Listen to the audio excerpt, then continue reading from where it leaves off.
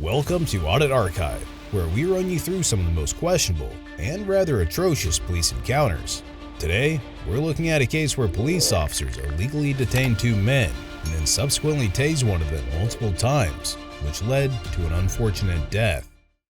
On January 17, 2023, officers from the Raleigh Police Department were conducting something known as proactive patrols of businesses in an area that allegedly has a history of criminal violations, including robbery, drug deals, and firearm violence. As the officers patrolled numerous different parking lots for suspicious activity, two of the officers, namely Officer C.D. Robinson and Officer J.T. Thomas, pulled into the same parking lot and approached two different vehicles. It's to be noted that Officer Robinson had also requested dispatch for additional officers to assist them with the patrol. Let's take a look at Officer Thomas's initial contact with one of the vehicles first.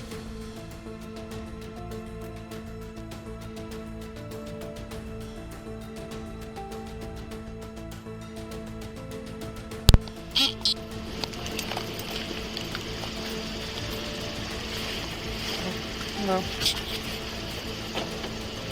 Hey, how you guys doing? You guys okay? We're good. Alright, we're just checking on people. You were the only car in the parking lot. Lights on. I'm the only car in the parking lot. With the lights on. The only one that's got people I'm in just it. waiting for somebody to come out. Okay, you guys are good. Okay, Alright, yep. We're good. Oh, what the hell?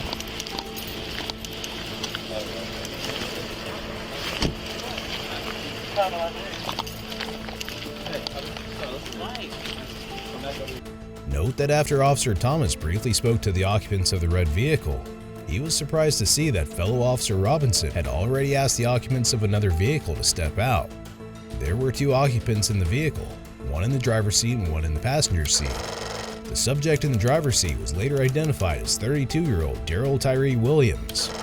Now, before we watch the initial contact through Officer Robinson's body cam, let's take a look at what the police report on this incident claimed had happened so we can compare it with the actual footage. In the police report, it stated that, upon approaching the vehicle, the passenger opened the door, and Officer Robinson observed an open container of alcohol and marijuana in the car and requested Mr. Williams and the passenger to exit.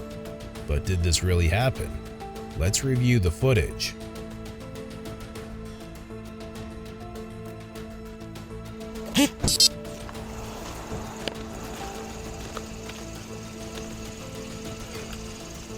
You can talk to him.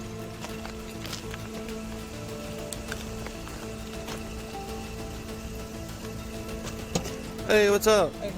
How's it going? What are y'all doing? Nothing. I'm walking to my house. Huh? I'm walking over here to my grandparents. Okay. Just do me a favor. Come over here. Have a seat, both of you. Have a seat. For what? Have a seat. For what? Follow everyone. Have a seat. What did we stop? Why? Have a seat. For what? Have a seat. Have a seat. 1037 vehicle 808 Rockport. Send us one more. Check. We're not doing nothing. Alright, that's fine. Face the car. Okay.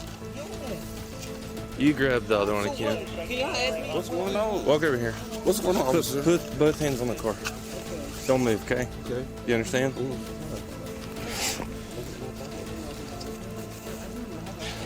You got tapping on you, you know? Keep both your hands up there.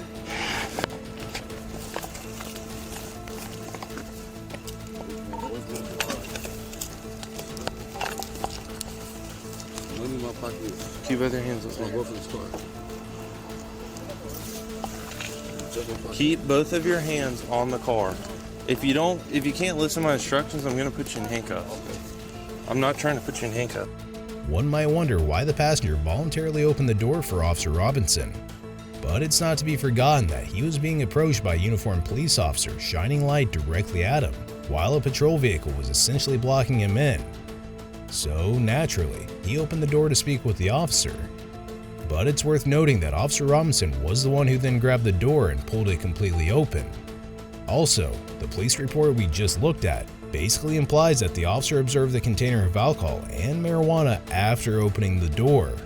So that begs the question, why did the officer open the door entirely and detain them in the first place? Don't move, okay? You understand? any weapons on you? No, sir. I do. I have knives. You got chapter 90, Kino. No, all I got is one bucket. Keep your hands up there, man. One of these bottom pockets. This is my boyfriend's car. Stay in my pockets.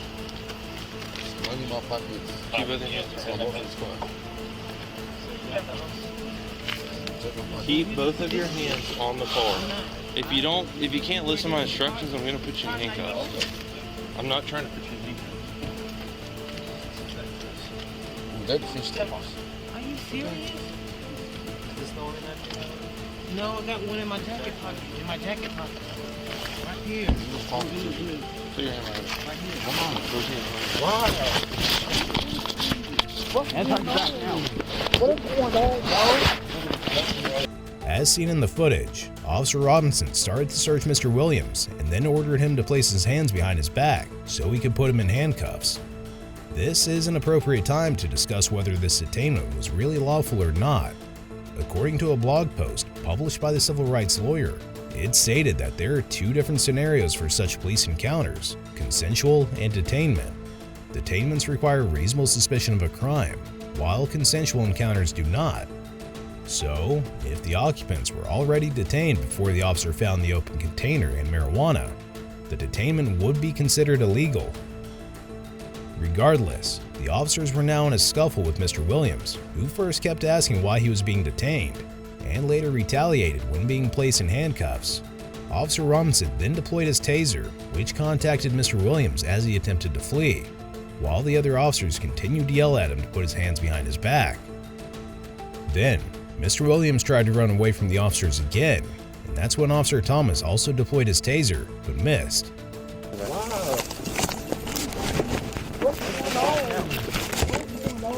Give us another one, Riley.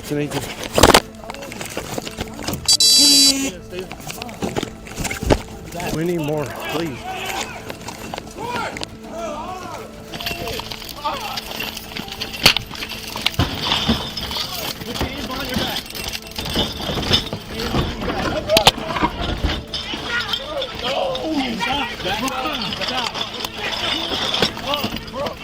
Hands on your back now! Right now!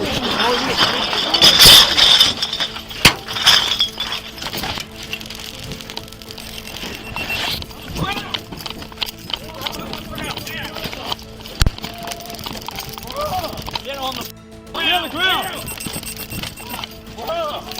Go! Hands on your back now! Put your hands on behind your back! Hands behind your back! Hands behind your back now! Just hold him where he's at.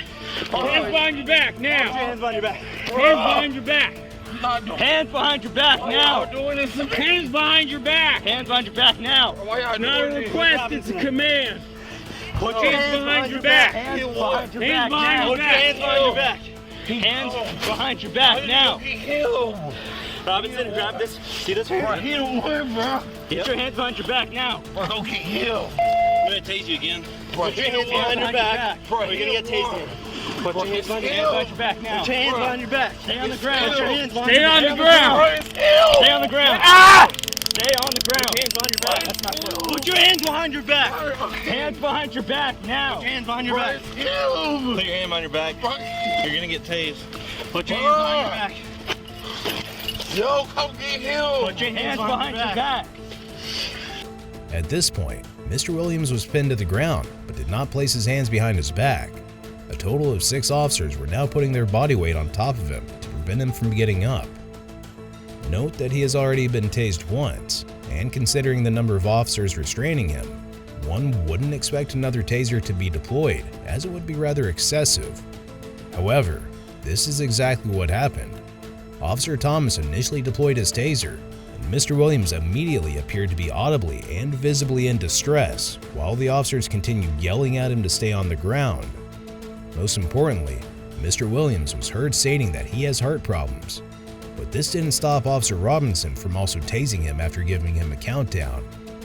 Ultimately, both Officers Robinson and Thomas deployed 2 separate tasers in drive stun mode, which both contacted Mr. Williams in about a 50-second time span. Praise him! Put your hand behind your back. Hold on. Put your hands behind your back, bud. Right now, you're gonna get tased again. Put your hands behind your back now. 3, 2, 1. Hands behind your back now. Release your hands. Let go of your. Yo! Yep. Hands behind your back now. Hold what you got on that side. Hold what you got on that side. Yep. Yep. But go help him get the other hand. Get the right hand with him. Get your right hand with him.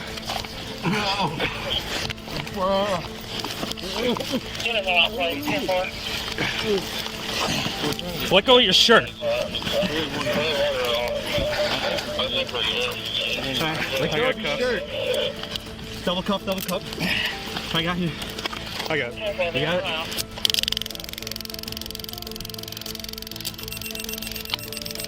Double cuff, quick. Get on there. Come on.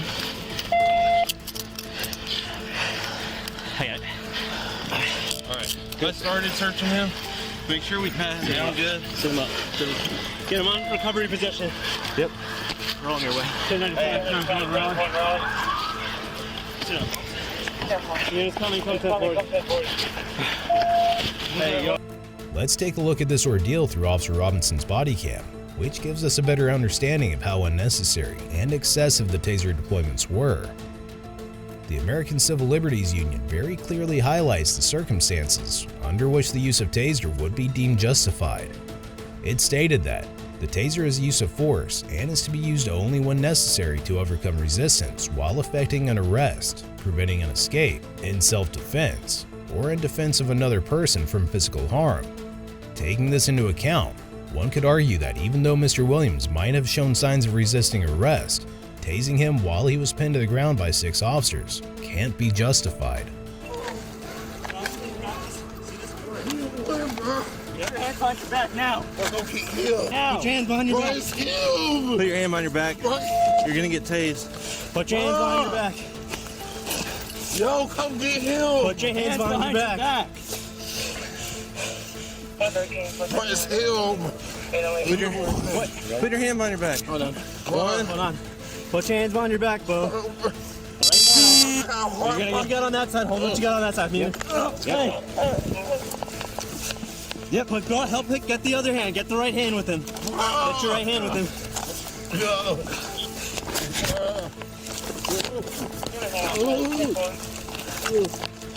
We're trying to get What on your shirt? We had one wrong. I think we're good. We're gonna need supervisor. Double cuff. I got you. I got it. You got it?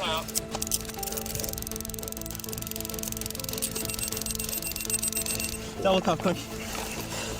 Get on there. Come on. Sit up. Units coming, come set forward. Hey, y'all, stay with him, but keep your head on swivel. Now, a crucial element of this encounter is the fact that Mr. Williams felt completely unresponsive after Officer Robinson tased him. His last words before losing consciousness were that he had heart problems. It's worth noting that the taser shoots 2 small darts connected to the device with thin wires that can deliver up to 50,000 volts of electric shock to a person's nervous system. In fact, a 2014 research review suggested that tasers can cause a life-threatening arrhythmia called ventricular fibrillation, even in physically healthy people with no prior heart conditions. Even though it was very obvious that Mr. Williams was unconscious, the officers continued to ask him to relax and chill out while they were trying to get him up. Soon enough, the officers came to the realization that something was wrong and checked his pulse and respiration. EMS was subsequently called to the scene. Bring your knees up to your chest. Relax, man. Relax. Fighting us this whole time. Chill out. I need someone to check me for probes. Check you? Yeah, I've probably got one. Check me for probes. Pretty sure I got hit with one. I might be out on the ground now. I got crossed by one at least. Hey, is he still good?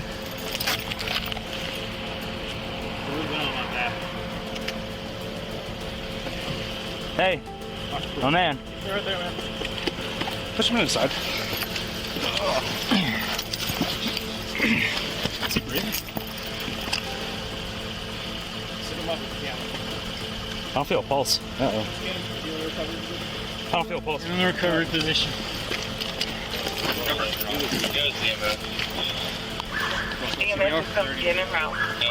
Send him round. Hey, come on, Bo, wake up. Hey. He's up. Yeah, he's tensed up. He's good. Okay, you can go. There's not gonna be a lot more people here. Hey, Bo. Hey, Bo, wake up. Yeah, we got one. Oh. Yeah. He's tensed up. He's breathing. All right. Yeah, see? Yeah. He's good. Let's get these probes out of him. Who's got gloves on? Right there. Okay. Where's he got him at? He's got at least a couple in his back. I don't know if they came out when we were fighting with him. For what? If I could get you, can you check the probes on the ground, make sure they all have barbs? Let me get my. But the passenger's on. Passenger's he's behind. Meanwhile, the search of Mr. Williams' vehicle was conducted, and 2 firearms, some marijuana, and suspected controlled substances were found.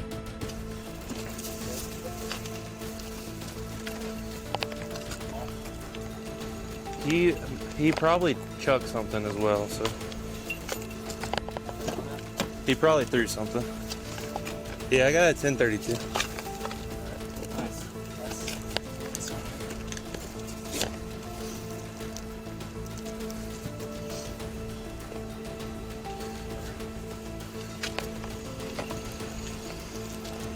Raleigh.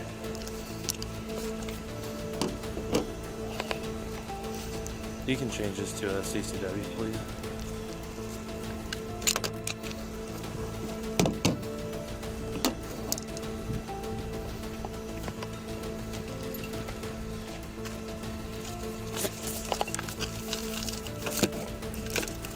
Just do a slow, systematic. I got coke out of this guy. Okay. So like anything folded up. Big guy? Yeah, anything folded up where they could have a little line of coke in it.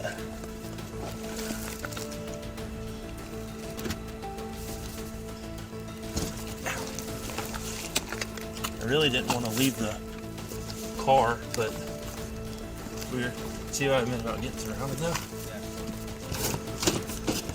Junk.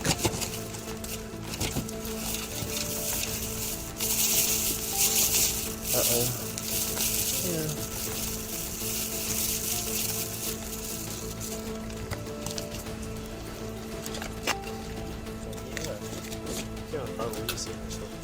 There's an open bag of weed in the center. Do they? Well, I'll wait till camera's off to talk. As the officers waited for EMS to arrive, they continued to evaluate Mr. Williams, checking his pulse and respiration.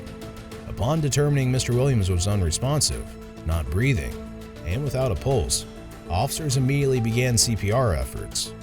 Since the situation had become evidently serious, another call was made to the dispatcher requesting EMS to speed up their response, and that officers had begun performing CPR. I don't think I feel a pulse. Let me try. Try again. Might have to start CPR.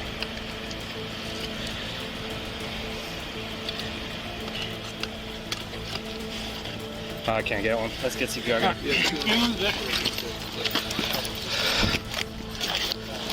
All right. In the woods.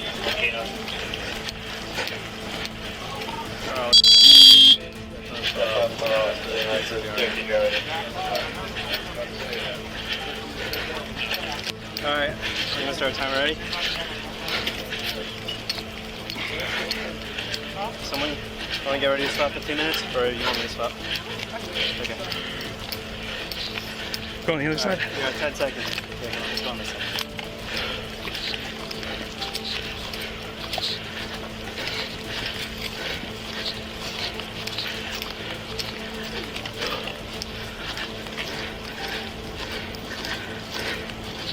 Yeah, 30 seconds. I'll let you fire EMS or the location. I hear him. Fire is coming up. 35 seconds. You ready to switch? Getting tired here.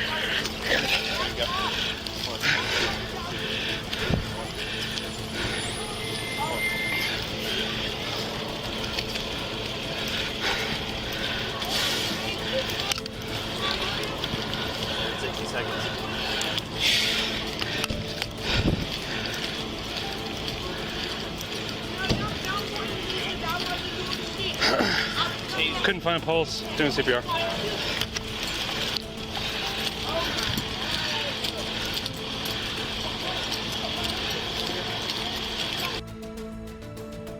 The officers continued to provide medical assistance to Mr. Williams before the Raleigh Fire Department arrived and took over CPR. EMS arrived shortly thereafter to assist with resuscitation efforts. According to the official police report, Mr. Williams was transported by EMS to a local hospital, where he was later pronounced deceased. As of the date of this recording, the North Carolina State Bureau of Investigation is conducting an independent criminal investigation and will present its findings to the Wake County District Attorney. Meanwhile, all 6 officers who were present on the scene have been placed on administrative leave pending the investigation. Attorney Don Blagrove, the Executive Director of Emancipate NC, a criminal justice advocacy group advocating for Mr. Williams' family, is calling for the 6 officers involved in the death of Mr. Williams to be fired and prosecuted by an independent prosecutor, among other demands. Attorney Blagrove is also calling for the Raleigh Police Department to immediately stop their use of tasers. Be sure to check out our previous video, where we cover another outrageous police encounter